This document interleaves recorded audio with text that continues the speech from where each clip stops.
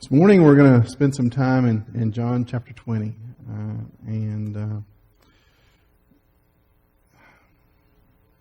Jesus had proclaimed from the cross, "It is finished."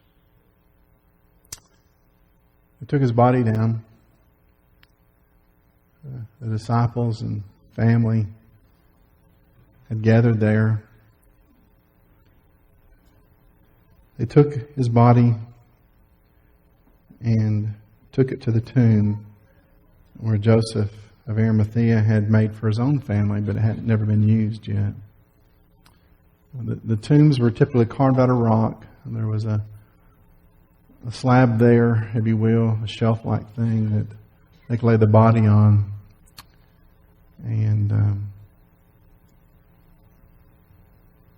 his body was mangled. The blood had flowed and dried and flowed and dried and flowed and dried.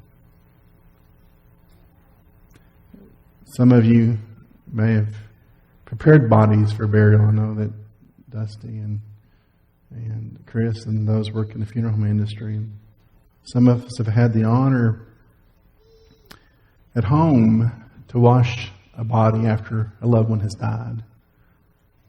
Something we sort of did at home ourselves before the funeral home got there. It was tied inside there, no doubt. Hardly room for everyone who wouldn't be in there to be a part of things. But they took his body in water and they washed it the best they could. It was getting late. Travel on the Sabbath was forbidden. So they did the best they could. They did it according to the custom of the time. They took strips of linen, and after they had the body washed, they began putting spices, burial spices. The Gospels say about 100 pounds of it, so no doubt several hands had to carry it. And they began to anoint the body with the spice and wrap it in the gauze and anoint it again, and just layers upon layers and layers. The custom was that the torso was wrapped, but the face and head was left separate and wrapped in its separate wrappings. And so they wrapped and wrapped and wrapped. And then they carefully took cloth and wrapped his head. I'm sure that the Roman soldiers outside the tomb were not really courteous. They just wanted to get their day's work finished.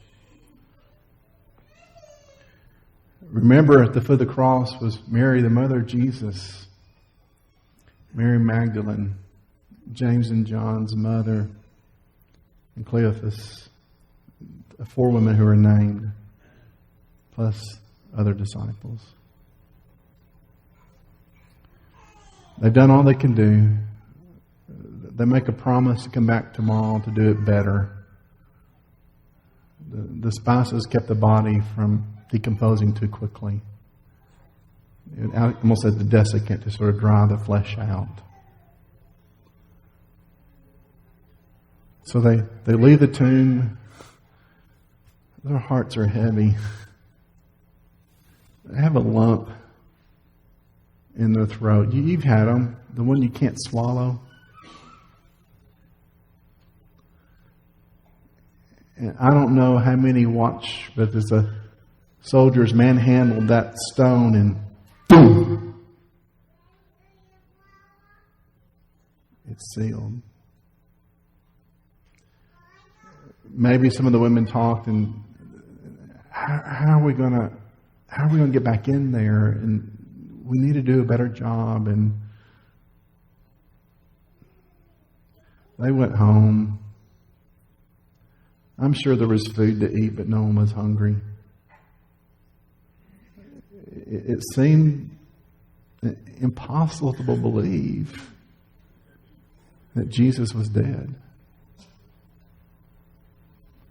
The cross from their perspective, had defeated him.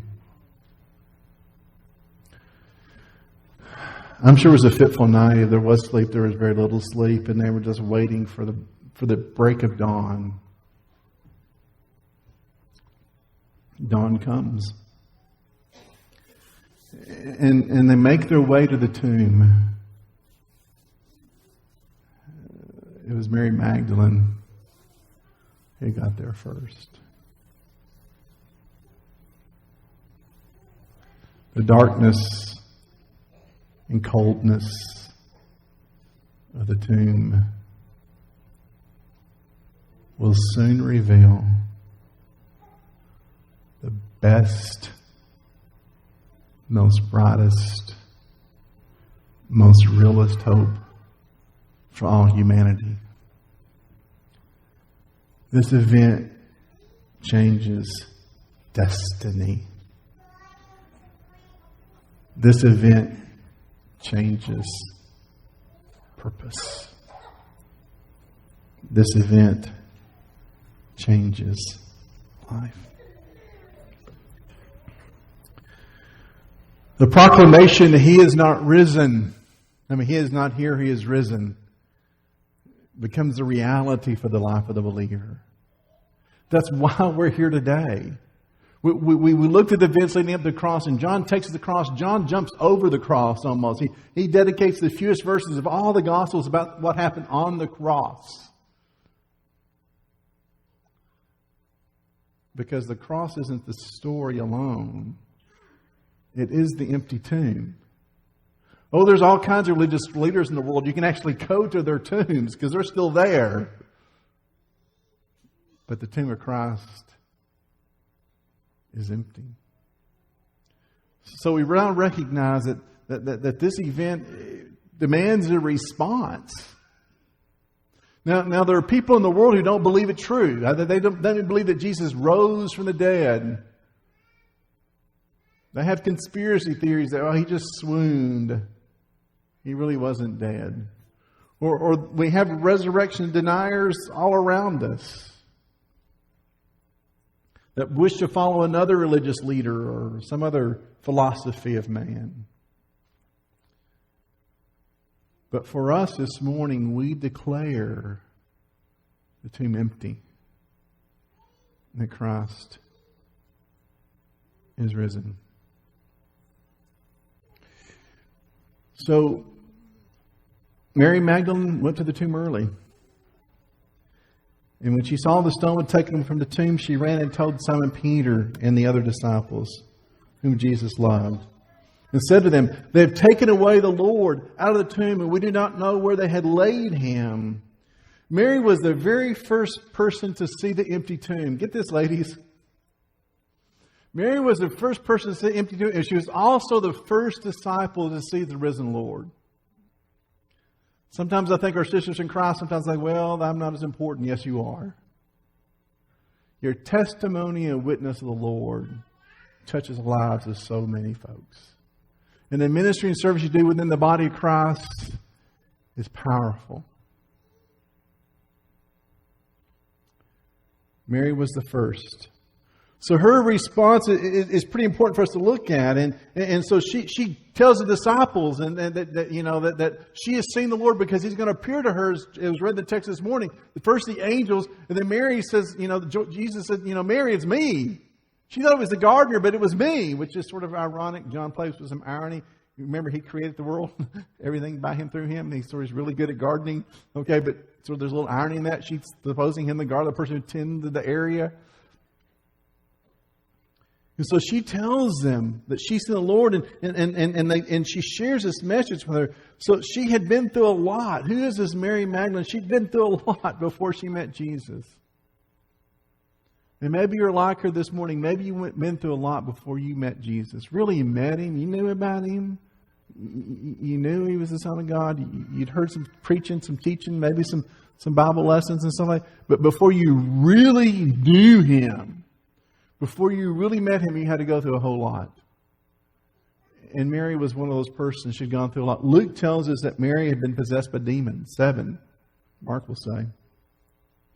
And Jesus had exorcised the demons out of her. Whether it's physical, mental, spiritual, no matter what it was, she was a tormented soul before she met Jesus. And Jesus delivered her from that torment, and automatically she became a student of Jesus. In fact, she says, Rabboni, which means my teacher. Not just teacher, but my teacher. She had loved Jesus much in her life.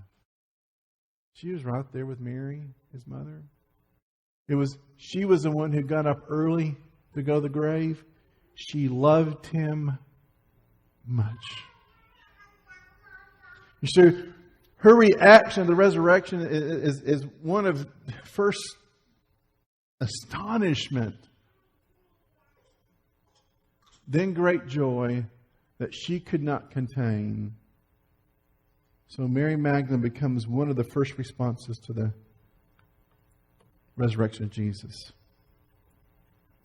Her brokenness was so much she could not see what had just happened. But once she saw, her joy could not be contained. John. So John tells us a little bit. He refers to himself in the third person, the one whom Jesus loved. He doesn't say me, but that's who he means. John was young.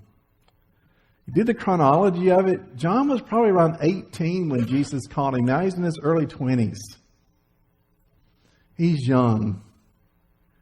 He and his brother got the nickname the Sons of Thunder. I don't know. They're just loud, big boys. You know, I view John as some like big country boy kind of thing. You know, just big. And when he heard Mary Magdalene, he ran. He and Peter, the old man, takes off running.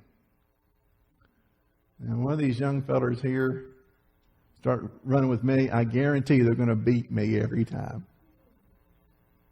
But he outran the old man, and he got to the tomb first. So John 20, Peter therefore went out, and the other disciple, and were going to the tomb. So they both ran together, and the other apostle outran Peter and came. There was that was a race that was undetermined. Peter was married. He had a wife. He had a mother-in-law. John was, at this point, there's no mention of him having a family yet. He just outran him. When we get to the tomb, though, both men saw the same thing. The tomb is open. The burial cloths are there. But John's response was different than Peter's. Implied in the text, if not clear to maybe the original readers of the text. Remember I told you that technique and how they wrap the body and wrap the body and wrap the body and wrap the body and put the spices in there? What's happened is the body of Jesus is gone. And what had been a bound up body had just collapsed on itself. He wasn't unrolled. It wasn't cut away. It was as if the body had just disappeared. To make the point, though, the cloth, some scriptures say the handkerchief that was over his face, is gently folded and laid down. They both do the same thing, but John's response is different than Peter's response. We're going to look at it in just a minute. But John saw, and what he said, and believed. John's response was different than Mary's. Mary was still in shock. And so John saw and he believed. He's risen. You don't get it from the English because we're sort of stuck because we don't have the various words. But the word in the Greek language here means to see and to know. to see and to know. Not just to see was vision, but to see and to know he believed. You see, John, whether his youth, whether his disposition, or just who he was, he didn't have to have a lot of evidence. The empty cocoon of the burial cloth, that was enough. He believed that Jesus rose. His response is different than Mary's, but he believed. He saw and he believed. Some of you came to Christ just because you believed. You didn't have to have a whole lot of teaching. You didn't have to have a lot of conviction. Didn't have not a lot of proof. You just heard the gospel and you believed the gospel. And you came to Christ. Simply to see and to believe. And that's what John did. He saw and he believed. So Mary was the first person to see the risen Lord. John becomes the first person to believe the resurrection. He's the first person to believe the resurrection. So when we read his gospel, he's going to tell us in chapter 20, I wrote these things in order that you might believe on Jesus Christ, and in believing in him may have life in his name. Oh man, he has the right to write it, doesn't he? Because he saw and believed. I promise you 4 responses. Peter's the next one. Peter was uncertain. I mean, I'm sure he was like myself after running, huffing and puffing. He's probably leaning against the tomb. And he sees it. But his mind will not allow him to comprehend it. Oh yeah, it's the same cocoon cloth. It's the same. What's happening here? He's stretching. The text indicates he looked deeply at. Am I believing what I'm seeing? Or am I? He came to it different than John. He's taking like inventory. There's and there and there and there.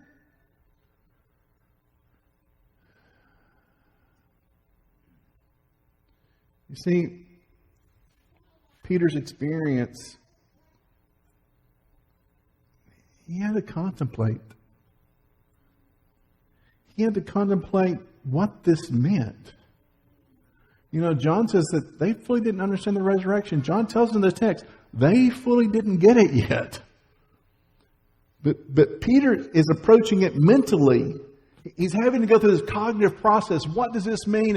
And what does this? What's the implication of this? And what does this lead to? And where do we go from here? I mean, he is mentally engaged. And some of you come to Christ because you really worked your brain out.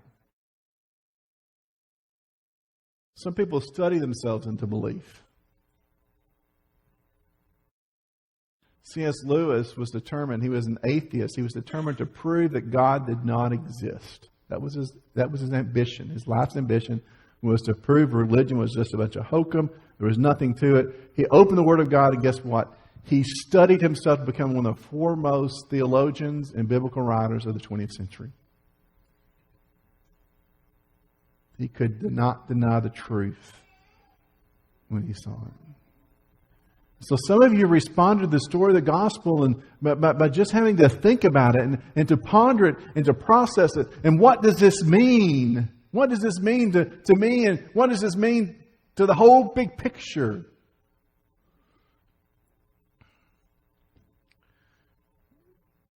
Peter may have been the first to sort of have to go through this. He becomes example of those maybe of you out there this morning who've yet to obey the gospel and you're still sort of processing it. You're mentally getting there. And maybe you're near the point of decision. But my prayer is that, you not delay or tarry it too much longer. Promise 4 responses. Last is Thomas. Oh, we give him the... I don't think he was always called Doubting Thomas, but we sort of give him the title Doubting Thomas. He was slow to catch on. I think the problem with his experience got in the way of his belief.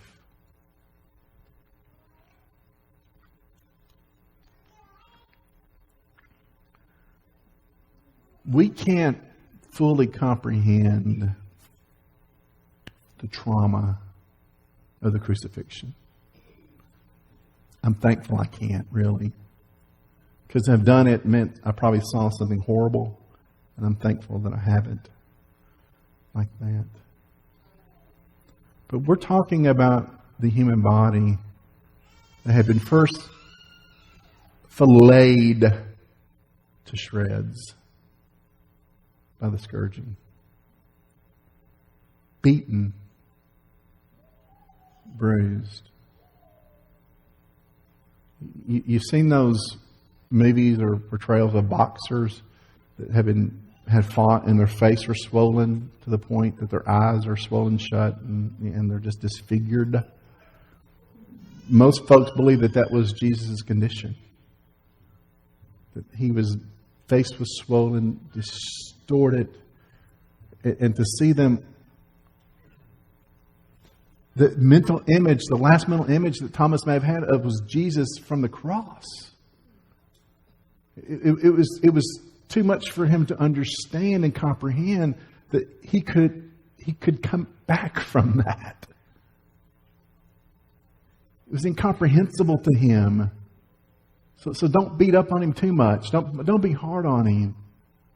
Some of us would have had the same response this morning after having witnessed that. You know, just imagine that to hang from the cross with your hands or wrists nailed to the wood, and then your feet nailed together, the weight of your body coming down, and the only way you could get a breath was to push against the nails in your ankles.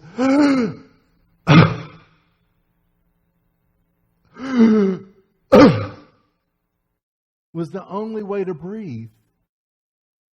And as the fluid began to fill your chest cavity, it got harder and harder to do that. But to get a breath, they would have to push their entire weight of their body against the nail to go.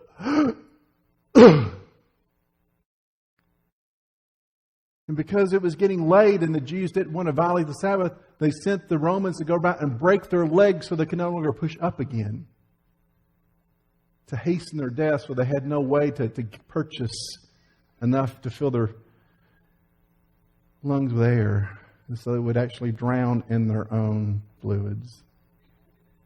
You know the story. When they came to Jesus, John says, they opened his side and out flowed blood and water in chapter 19.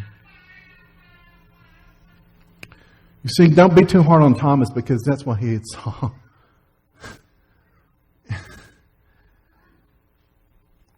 How could he come back from that?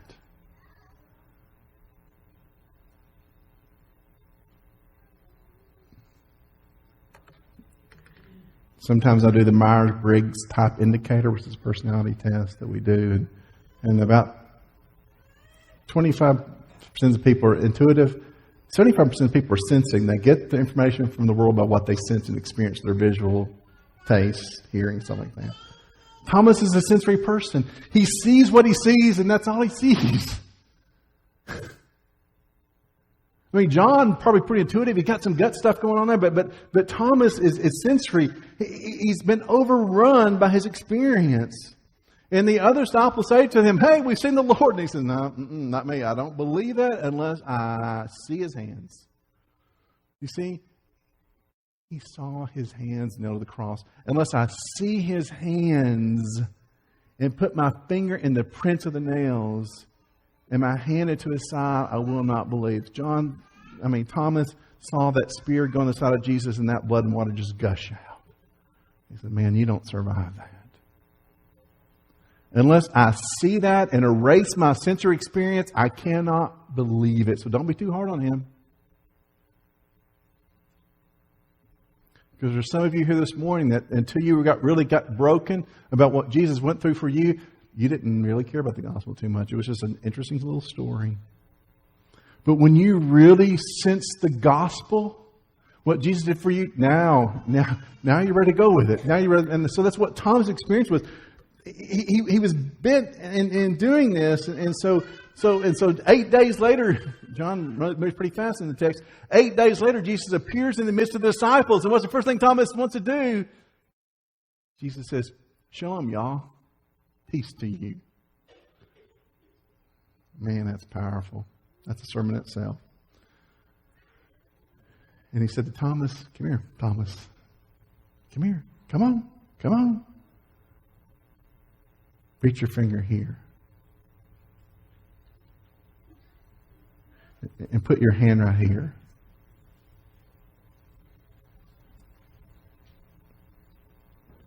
Do not be unbelieving, but believe."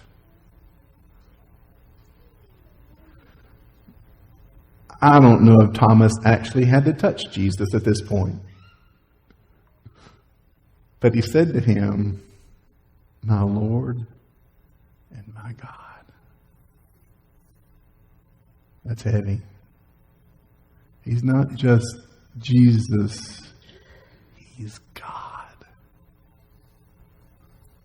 Heavy, heavy stuff, folks.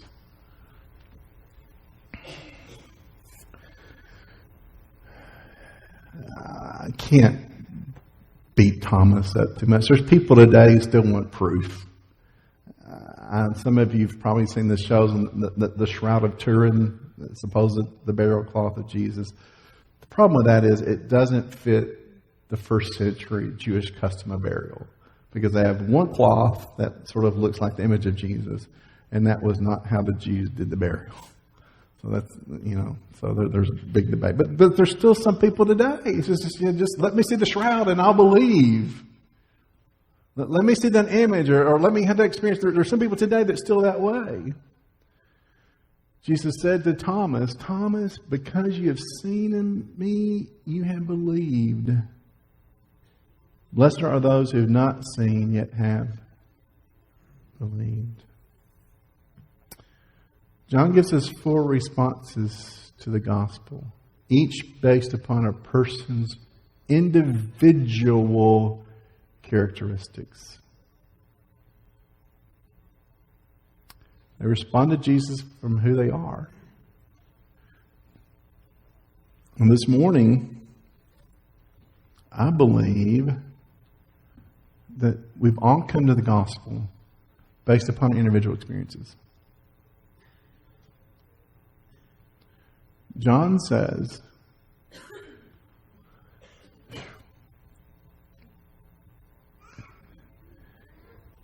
I've not even scratched the surface of what all Jesus did. And later, next week, we'll probably look at what he really says, even in more depth. But these are written that you may believe that Jesus is the Christ, the Son of God, and that believing you may have life in his name. Written from the very first person who believed the resurrection, John. But he says, I've written this that you might have life in his name. So what is your response this morning? Many of you believers already.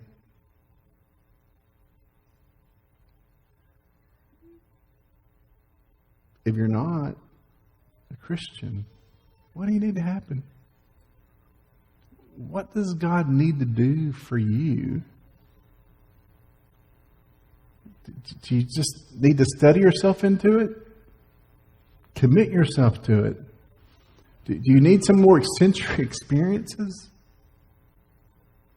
Go home and read The Passion of Christ.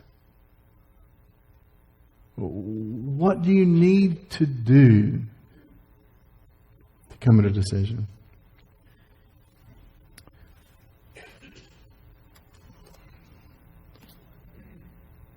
The resurrection becomes the pivotal point of history. Now, I know we put a lot of emphasis on Christmas and stuff. The world gets real excited about that. And it was important that Jesus was born, but what was most important, that he lived, he died, and he rose. Church, what's the gospel? Death, burial, and resurrection of Jesus Christ. And that's the most important thing to know. If you're here this morning, we can assist you with the decision, confessing Jesus your Savior, being buried with Him in baptism. One of the things that I began doing a few years ago, I always have used a handkerchief at baptism. That's because that's all our preachers do. They always had a handkerchief, put it on a person's mouth and brought it back up. A few years ago, I made the association that handkerchief is a representation of the handkerchief they put on the face of Jesus. So a few years ago, I began putting a person's name on it and the date of it on a Sharpie marker to let you take that as a token. Remember the day you made the commitment to Jesus. I don't know. I have several upstairs. I'd like to run them out today and start over again. But if you're here this morning, we can assist you for any reason. Once you come to stand and sing the song.